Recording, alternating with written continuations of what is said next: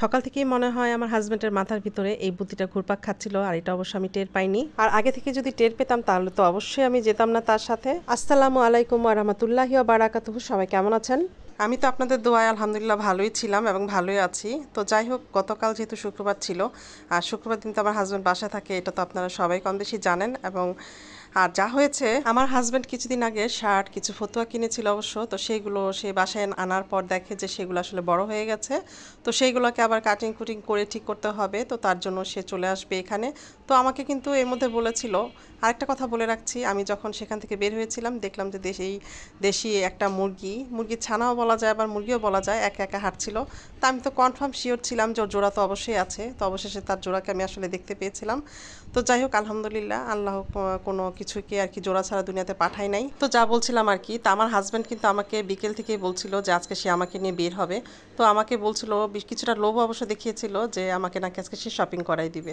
তো যাই হোক, আমি সেই লোভে একটু খুশি হয়ে একটু রেডি হয়েছিলাম। তো আমি যখন রেডি হলাম তখন দেখলাম সে একটা ব্যাগের মধ্যে তার যত কাপ বা প্যান্ট শার্ট বা ফতুয়া ছিল সেইগুলো সে ভরছে। তা আমি বললাম যে কী ব্যাপার, এগুলো কেন? বলছে যে এগুলো ঠিক করতে দিব, তারপর তোমাকে নিয়ে শপিংয়ে যাবো। তো আমি তো মহা খুশি, তার সাথে চলে আসছি। সারাটা বাইকে সে আমাকে তার এই ব্যাগটা আমার হাতে দিয়ে রেখেছে। তো যাই হোক, অনেক কষ্ট করে ভিডিওটা করেছি। তো ওখানে যে আমরা সেই তার পোশাক আশাকগুলো সব দিয়ে আসলাম। দিয়ে আসার পথে আমি বলছিলাম যে আমি যেহেতু অবেলা ভাত খেয়েছি, আমি কিছু খাবো না, বাট আমার হাজব্যান্ড খাবে খাবে মানে খুব জোরাজোরি করছিল আর কি। তো আমি ভাবলাম তাহলে ঠিক আছে, খেয়েই নিই। তো চলে আসলাম এখানে খেতে। তো এখানে কি খেলাম এটা তো আপনারা দেখতেই পেলেন। তো আমার কাছে তেমন একটা আসলে ভালো লাগে নাই, সামান্য ভালো লেগেছে। আর পেট ভরা থাকলে যা হয় আর কি। তো সেখান থেকে সেটা খাওয়া দাওয়া করে, আর আমার কাছে কেন যেন মনে হয়েছিল যে আজকে আমি একটা মাছ বাজারে এসেছি, এতটা পরিমাণে ভিড় ছিল। আর যাই হোক, আমি তো মানে রাতে বা সন্ধ্যার পরে চা খাই না, যারা সব সময় আমার ভিডিও দেখেন তারা অবশ্যই জানেন। তো তারপরও চা খেতে হলো। আমার হাজব্যান্ড আর কি নাছোড়বান্দা, মানে যেটা আমি নিষেধ করবো সেটা সে বেশি করে করবে। তো যাই হোক, চা খেলাম দুজন মিলে। তো চা খেয়ে সেখান থেকে আবার বের হয়ে গেলাম। এখন কোথায় যাচ্ছি সেটা শুধু শোনেন। দুজনই বাইকের মধ্যে আসলে গল্প করতে করতে এতটাই মশগুল হয়ে গিয়েছিলাম, কথা বলতে বলতে চলে আসছি আমরা বেনারসি পল্লী। আর এই বেনারসি পল্লী চলে আসলে কিন্তু আমার অনেক কিছু মনে পড়ে যায়। আসলে মানুষের কিছু কিছু স্মৃতি থাকে বা কিছু কিছু জায়গা থাকে যেখানে গেলে মানুষের সে আগের অতীতের কথাগুলো মনে পড়ে যায়। তেমনটাই ঠিক হয়েছে আমার। দুজন মিলে গল্প করতে করতে চলে আসলাম কোথায়, তার জন্য সে প্যান্ট এবং শার্ট নিবে কিছু, তো সেখানে চলে আসছি। তো আসার পরে মানে আমার তখনই অনেক গরম লাগছিল, প্রচণ্ড গরম পড়েছিল গতকাল। তো এখানে এসে এখানে প্রচুর পরিমাণে কাপড় আছে বা ড্রেস আছে। তো যাই হোক, সেখানে দেখে হঠাৎ করে আমি বাইরে থেকে খেয়াল করলাম যে এখানে চিনির মিষ্টি খেতাম আমরা ছোটোবেলায়, সেটা দেখলাম আমি। তো আমি সেই মার্কেট থেকে বের হয়ে সোজা এখানে চলে আসলাম।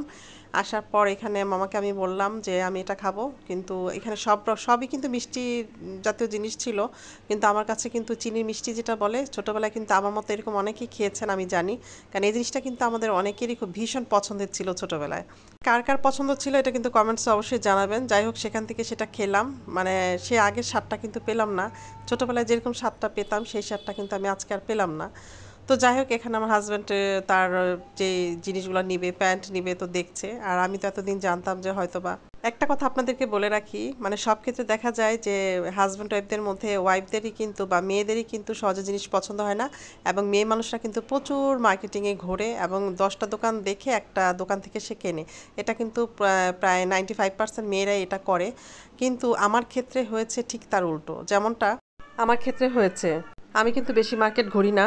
আমার নির্দিষ্ট কিছু পছন্দ হয়ে গেলে আমি ঝটপট সেটা কিনে বের হয়ে যাই। আর শপিং করতে গেলে যে বেশি ঘোরা, মানে বেশি হাঁটা, এই ফ্লোর থেকে সেই ফ্লোর, এটা সেটা মানে একদম আমার কাছে বিরক্তিকর লাগে। আর বেশিক্ষণ আমি বেশি শপিংয়ে সময় দিতে পারি না, এটা আমি ছোটবেলা থেকে আমার অভ্যাস। তখন আমি আমার হাজব্যান্ডকে বলছিলাম যে একটা নিলেই তো হয়, কালারগুলো তো সুন্দর আছে, তো নিয়ে নেন। তো সে বলতেছে যে না, এই কালার না সেই কালার, মানে সে চয়েস করতে পারছে না। তো যাই হোক, অবশেষে তার কয়েকটা কিছু কিছু কালার চয়েস হয়েছিল, তো সে নিয়েছিল, বাস ওইগুলো ভালো ছিল। আর এদিকে আবার আমি দেখছিলাম, যেহেতু আমাকে বলেছিল আমার হাজব্যান্ড আমাকে কিছু কিনে দিবে, তো যাই হোক, আমি যেহেতু বিশ্বাস করেছিলাম তার কথাটার উপর। এখন বলি আমার ড্রেসটার কথা। তো আমি বাইরে থেকে যে ড্রেসটা দেখছিলাম, সিম্পল একটু, জাস্ট একটু এদিক সেদিক পরার জন্য, তো মানে একটু বের হওয়ার জন্য, যেহেতু সামনে শীত আসছে, তো আমি ভাবলাম যে একটু নিয়ে নিব। কিন্তু সে আমার ড্রেসটা, যেহেতু টাইগার প্রিন্ট ছিল, তা আমার কাছে একটু ভালো লাগে, তো সে আমার ড্রেসটা একদমই পছন্দ করলো না। সে বললো এটা ভালো না, এটা আমার পছন্দ হয়নি। তো যাই হোক, কী করা আছে। তো সেখান থেকে আমরা কিছু বেড কভার নিলাম, আর বেড কভার নিয়ে যখন আসবো ঠিক সেই মুহূর্তে তার ইচ্ছে হলো সে মাটির বাটিতে তরকারি রেখে খাবে, তার শখ হয়েছে। তো সেখান থেকে আমি বাইক থেকে নেমে গেলাম, নেমে যাওয়ার পর সেখানে খোঁজাখুঁজি হলো, পেলো না, কিন্তু গাছের কিছু সার জাতীয় কিছু কিছু জিনিস ছিল সেগুলো সে নিয়ে নিল। আর একটা ফুলের প্লাস্টিকের টবের মতো নিতে চেয়েছিল, বাট এটা আমি বাইকে কীভাবে নিব, মানে আমি খালি মানে ইচ্ছা করছিল আর কি, ভিতরে ভিতরে বলছিলাম যে এটা যাতে না নেয়, কারণ এটা নিলে আমাকে প্রচুরভাবে মানে এই ব্যাগগুলো ক্যারি করতে হবে, যেহেতু আগের ব্যাগ ছিল, তারপরে আবার টুকটাক এটা সেটা না হয়েছে, আবার এই যে হাতে যে বক্সটা দেখছেন সেটাও সে নিবে। তা আমি একটু মানে শুধু শুধু বলছিলাম ভিতর থেকে যে এটা যেন ছেলেটা দিতে রাজি না হয়, কিন্তু মানে যখন ছেলেটা না করলো আমি তো মহা খুশি হয়ে গেছি যে দিবে না, মানে এই দামের মধ্যে এটা দিবে না। তো যাই হোক, সে সার জাতীয় যে জিনিসগুলো ছিল সেগুলো সব নিয়ে নিল। তো আমি ভাবলাম যাক বাঁচা গেল তাহলে, কিন্তু ছেলেটা আমার সাথে যা করলো সেটা হচ্ছে, আমি যখন ছেলেটাকে বলেছি যে তুমি দাওনি তার জন্য তোমাকে অনেক ধন্যবাদ, কিন্তু একটু পরেই যখন আমি বাইকের কাছে চলে আসলাম দেখলাম ছেলেটা সেই বক্সটা নিয়ে আমার সামনে হাজির। তা আমি বললাম তুমি এটা কেন করলে? বললো যে আমি তো বুঝতে পেরেছি আপু আপনার যে প্রবলেম হবে, মানে ছেলেটা খুব হাসছিল আর কি। তা আমি যে তুমি কিন্তু কাজটা ভালো করো নাই, তুমি না দিলে আমি খুশি হতাম। তো যাই হোক, সেটা নিয়ে আমরা বাসার উদ্দেশ্যে চলে আসলাম। তো সবাই যারা যারা আমার ভিডিও দেখেন অবশ্যই লাইক করবেন, কমেন্ট করবেন, সাবস্ক্রাইব করবেন, পাশে থাকা বেলটি ক্লিক করে দেবেন, আর বেশি বেশি করে দোয়া করবেন। আজকে এই পর্যন্ত, আল্লাহ হাফেজ।